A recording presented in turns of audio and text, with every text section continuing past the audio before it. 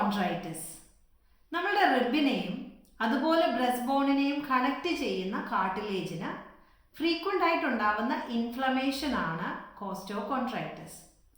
Vigorous ആയിട്ട് ചെയ്യുന്ന chest മൂവ്മെൻറ്റോ repeated ആയിട്ടുണ്ടാവുന്ന chest ട്രോമയോ അല്ലെങ്കിൽ അൺയൂഷ്വൽ ആയിട്ട് ചെയ്യുന്ന ഫിസിക്കൽ ആക്ടിവിറ്റിയോ കോസ്റ്റോകോൺട്രൈറ്റിസിലേക്ക് എത്തിക്കാറുണ്ട്. ഈ കോസ്റ്റോകോൺട്രൈറ്റിസ് ഒന്നോ അതിൽ കൂടുതലോ റിബിനെ എഫക്റ്റ് ചെയ്യപ്പെടുകയും അതിൻ്റെ ഭാഗമായിട്ട് പേഷ്യൻറ്റിന് ചെസ്റ്റ് പെയിൻ അനുഭവപ്പെടുകയും ചെയ്യും. നോർമലി ഈ ഒരു ചെസ്റ്റ് പെയിൻ അനുഭവപ്പെടുന്നത് ലെഫ്റ്റ് ഹാൻഡ് സൈഡിലാണ്. അതുകൊണ്ട് തന്നെ കാർഡിയാക് റിലേറ്റഡ് ആയിട്ടുള്ള ആൻജൈന പോലെയുള്ള ചെസ്റ്റ് പെയിനുമായി ഇത് റിലേറ്റബിൾ ആയിട്ട് പേഷ്യൻസ് ഫീൽ ചെയ്യാറുണ്ട്.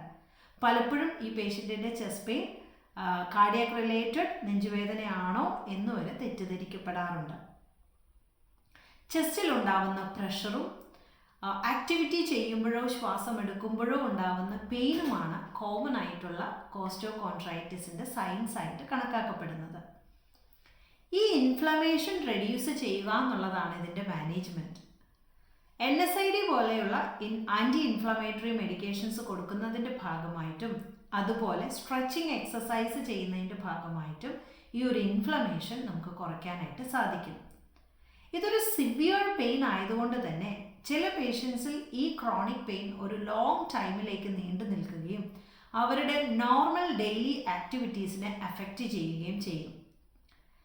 പെയിൻ സ്ലീപ്പിനെ അഫക്റ്റ് ചെയ്താൽ, അവരുടെ നോർമൽ റുട്ടീൻ അഫക്റ്റഡ് ആയാൽ ആൻറ്റി ഡിപ്രസൻസ് പോലെയുള്ള മെഡിക്കേഷൻസും അതുപോലെ തന്നെ ആൻറ്റി സീഷർ മെഡിക്കേഷൻസും ക്രോണിക് പെയിൻ കൺട്രോൾ ചെയ്യാനായിട്ട് ഹെൽപ്പ് ചെയ്യാറുണ്ട്.